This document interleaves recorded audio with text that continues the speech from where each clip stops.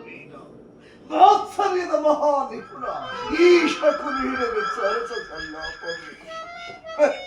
ಇದು ಶುದ್ಧ ಗಾಂಧಾರ ಪಿಂಡ, ನಿಕೃಷ್ಟ ಮನಸ್ಸುಳ್ಳ ದೇಹವಲ್ಲವಿದು.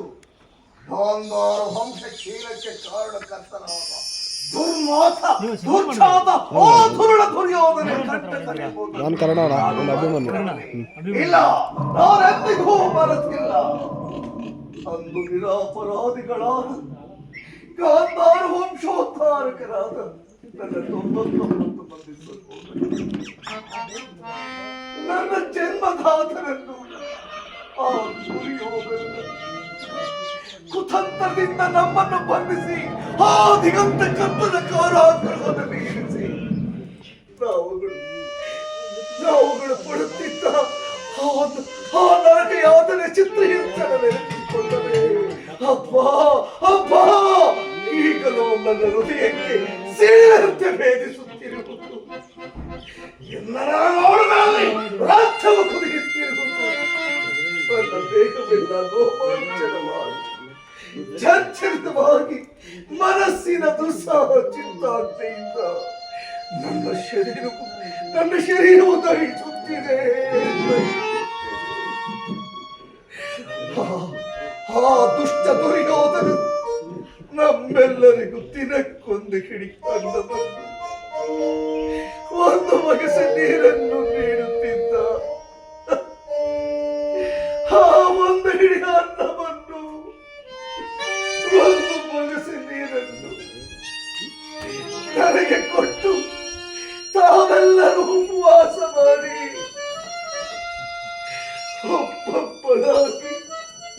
ಒಬ್ಬೊಬ್ಬರಾಗಿ ಹತರಾಗಿ ಈ ಪಾಪಿ ಶಕುನಿಂದ ಮಾತ್ರ ಉಳಿಸಿದ್ರಿ, ಈ ಪಾಪಿ ಶಕುನಿ ಮಾತ್ರ ಉಳಿಸಿದ್ರಿ.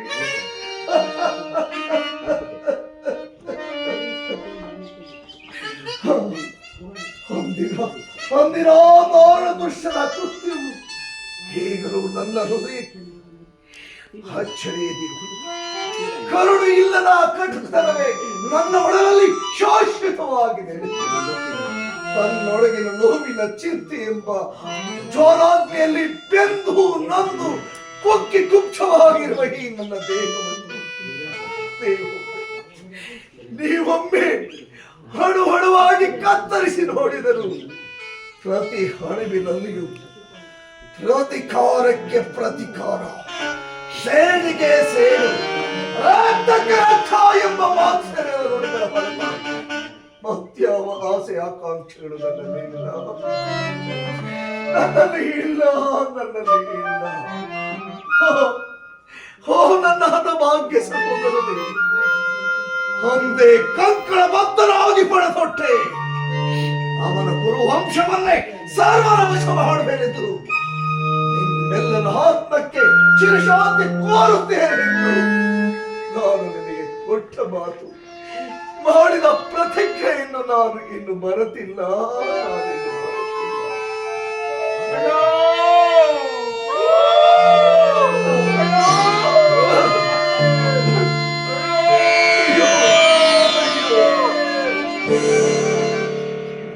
ಹಳದಿರಿ ನನ್ನ ಆತ್ಮಾಗಿಸಲು, ಹಳದಿರಿ ಆ ದುರ್ಯೋಧನ 99 ಮಂದಿ ಸಹೋದರ ಚಿನ್ನಗಳಿಂದ ನಿಮಗೆ ನರಕದಲ್ಲಿ ವಿನಾಶನ ಮಾಡಿಸಬೇಕು.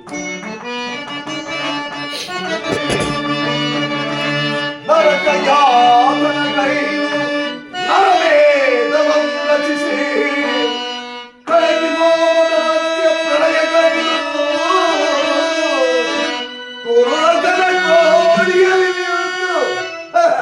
ಕುರುರಗರ ಕೋಳಿಯಲ್ಲಿ ನಿಂತು ನೋಡಿ ನೋಡಿ ಕರುವೆ ಈ ಶಕುನಿ ಗೂಡಿನ ಪೌತ ಬೆಳೆಯುವವನ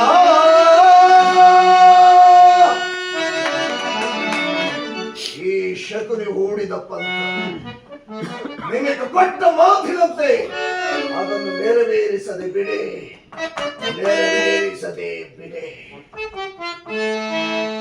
ಎಲೈ ದುಷ್ಟ ದುರ್ವಿಧಿಯ ಅಟ್ಟಹಾಸದಿಂದ ಮೆಟ್ಟಿ ಬೆರೆಯುತ್ತಿರುವ ದುರುಳ ದುರ್ಯೋಧನೆಯೇ ಕೇಳು. ಈ ಶಕುನಿಯು ಕೂಗ ಎಲ್ಲ ರಾಜರಂತೆ ಸಾಮಂತ ರಾಜರಂತೆ ರತ್ನ ಖಚಿತವಾದ ಸಿಂಹಾಸನವು ಹೇರಿ ಮೃದು ಹೃದಯವನ್ನು ಹೊಂದಿ ದಯೆ ಕರುಣೆ ಸದ್ಗುಣಗಳಿಂದ ಸುಂದರವಾದ ಬದುಕನ್ನು ಕಟ್ಟಿಕೊಂಡು ನಾನು ಪ್ರಜಾ ಸೇವಾ ಪರಿಪಾಲಕನಾಗಿ ನಿನ್ನಂತೆ ನಾನು ಸಹ ರಾಜ್ಯಭಾರ ಮಾಡಬೇಕಾಗಿತ್ತು.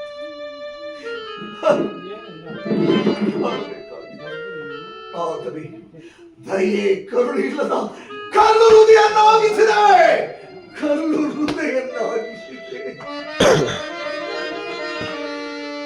ನೀನು ನಮ್ಮಗಳ ಮೇಲೆ ಬೆಸಗಿದ ಆ ದಾರುಣ ಕೃತ್ಯವನ್ನು ಮರೆತು ನಿದ್ರಿಸುತ್ತೇವೆ ಎಂದು ಭಾವಿಸಿದೆಯಾ? ಭಾವಿಸಬೇಡ. ಕಾಳಿಂಗ ಸರ್ಪದ ಹೆಡೆಯನ್ನು ಬಳಿದರ್ಪಿಸಿ ಕೇಳಿಸಿದಂತೆ ನನ್ನ ಒಡಲಾಗ್ನೆಯ ಕಿಚ್ಚು ಹೆಚ್ಚಿಸಿದೆ.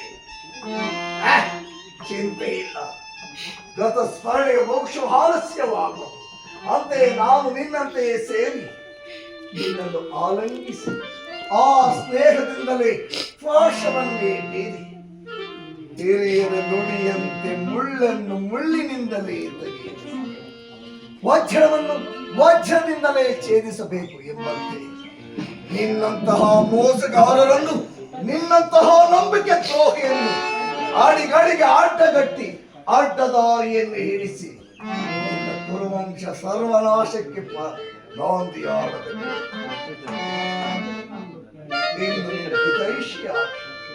ಇದ ಚಿಂತಕನಾಗಿ ಪ್ರತಿ ಕ್ಷಣವೂ ಆಲೋಚಿಸುತ್ತ ಸಂದರ್ಭಗಳಿಗೆ ತಕ್ಕಂತೆ ಸೂಕ್ತ ಸಲಹೆಗಳನ್ನೇ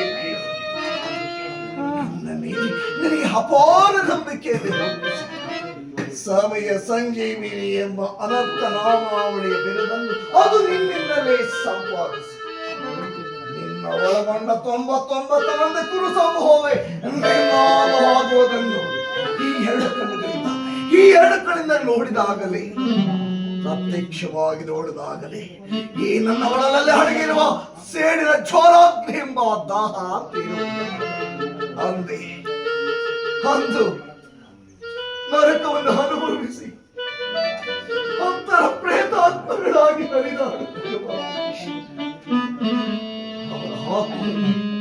ನನ್ನ ಪಿತೃ ಸಹೋದರ ಆತ್ಮಕ್ಕೆ ಅವನೇ ಈ ಶಕುನಿಗೆ ಶಾಶ್ವತವಾದ ವಿಶ್ರಾಂತಿ.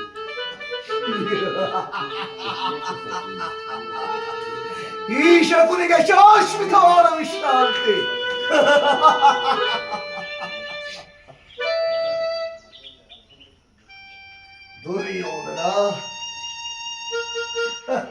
ದುರ್ಯೋಧನ ಮೃತ್ಯುವೆಂಬ ಪಾಶದಲ್ಲಿ ಸಿರಿ ಬಂಧಿತವಾಗಿರುವ ಪಂಚರದ ಗಿರಿಯಂತೆ ನನ್ನ ಕೈಗೆ ಸಿಕ್ಕಿ ಬಿದ್ದಿರಲಿಲ್ಲ.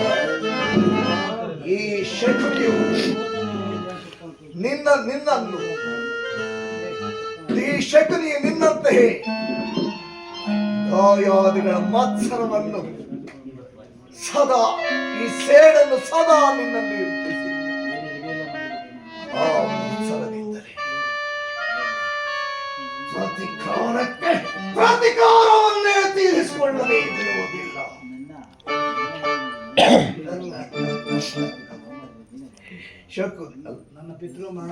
ನನ್ನ ಪಿತೃ ಮರಣದ ನಂತರ ನನ್ನ ಪಿತೃ ಒಳಗಿದ ಶರೀರದ ಒಣಗಿದ ದಾಳಗಳಿಂದ ಮೂಳೆಗಳಿಂದ ದಾಳಗಳನ್ನು ಮಾಡಿಕೊಂಡು ಆ ಪಾಂಡವರನ್ನು ನಿನ್ನ ಬೆನ್ನಿಂದ ಕಾಲ ನಿಂತು ಕಾಲ ಕೂಡಿ ಬಂದಾಗ ಆ ಪಾಂಡವರನ್ನು ಮಗಳೆಯ ಆಟದಲ್ಲಿ ಸೋಲಿಸದೆ ಬಿಡುವುದಿಲ್ಲ. ಗೌರವ ಎಂಬ 3 ಅಕ್ಷರಗಳಲ್ಲಿ ಹರಿದಿರುವ ಶಕ್ತಿಯನ್ನು ನೀನು ಬಲ್ಲೆಯ. ಶ ಎಂದರೆ ಶತ್ರುಗಳನ್ನು, ಕು ಎಂದರೆ ಕುತಂತ್ರದಿಂದ, ನೀ ಎಂದರೆ ನಿರ್ನಾಮ ಅಂದರೆ ನಿನ್ನ ಕುರುಕುಲ ವಂಶವನ್ನೇ ನಿರ್ನಾಮ ಮಾಡುವ ಮೂಲ ಉದ್ದೇಶವೇ, ಈ ಶಕುನಿಗೆ ಹೊಂದಿರುವ ಆ ಮೂಲ ಉದ್ದೇಶವೇ.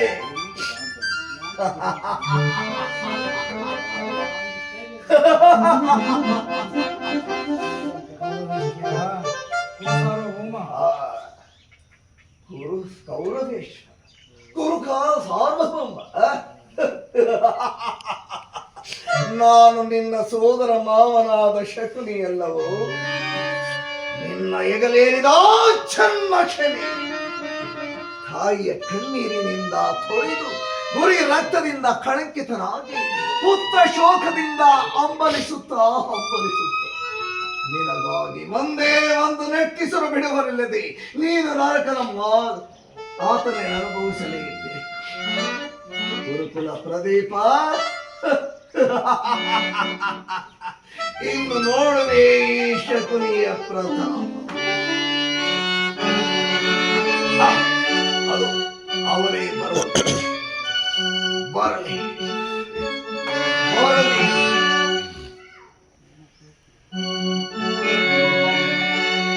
ಆ ಅಪಮಾನಕ್ಕಾಗಿ ನಾನು ಇಲ್ಲಿಗೆ ಬಂದೆನು ಶಕುನಿ. ಆ ದ್ರೌಪದಿ ಅಟ್ಟಹಾಸದ ಹಬ್ಬರ ವಜ್ರ ನಿಘೋಷದಂತೆ ನನ್ನ ಕಿವಿಗಳಿಗೆ ಕೇಳಿ ಬರುತ್ತಿದೆ. ಹಲೋ, ಅದೇ ಕೂಗು, ಅದೇ ಕರಾಳ ಶಬ್ದ. ಅಪ್ಪೋ, ಈ ಕುರುಸಾರ್ವಭೌಮನಿಗೆ ಅಪಮಾನ. ಚಿಂತಿಸಬೇಡ ಗುರುರಾಜ, ಚಿಂತಿಸಬೇಡ. ಯಥಾ ಸಮಯದಲ್ಲಿ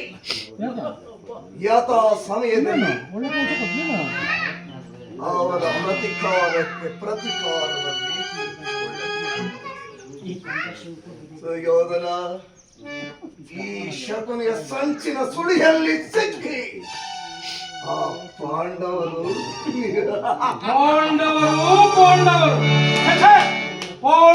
ಎಷ್ಟೊಂದು ದರ್ಪಗರ್ವಿತರಾಗಿರುವರು ಮಾವ.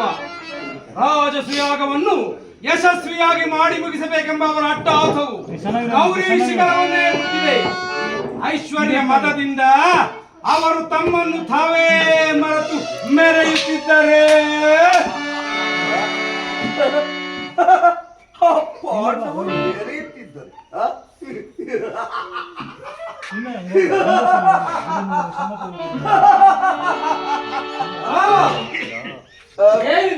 ಇದೇನಿದು ಈ ನಿನ್ನ ಹುಚ್ಚು ನಗು?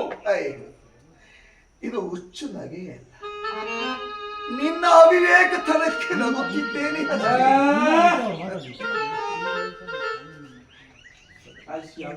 ರಾಜಸುಯಾಗದಿಂದ ಪರತ ವರ್ಷದಲ್ಲಿ ಅಂತರ್ಹಿತ ಜ್ವಾಲಾಮುಖಿಯೊಂದು ಉದ್ರೇಕ. ಆ ವಿಚಾರವೊಂದನ್ನು ಸ್ಫೋಟವು ರಾಜಸಭೆಯಲ್ಲಿ ಸ್ಫೋಟಗೊಳ್ಳುವುದನ್ನು ನೀವೇ ನೋಡಿದೆ. ಮಾವ, ನೀನು ಹೇಳ್ತಿರುವುದೇನು?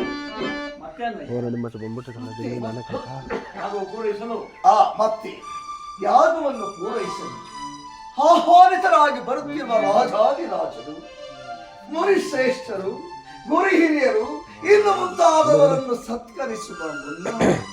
ಸತ್ಕರಿಸುವ ಮುನ್ನ ಅಗ್ರ ಪೂಜೆಗೆ ಸಭಾಪತಿಯನ್ನು ಹಾರಿಸಬೇಕಲ್ಲವೇ? ನೀಚ ಮಾವ, ನೀಚ.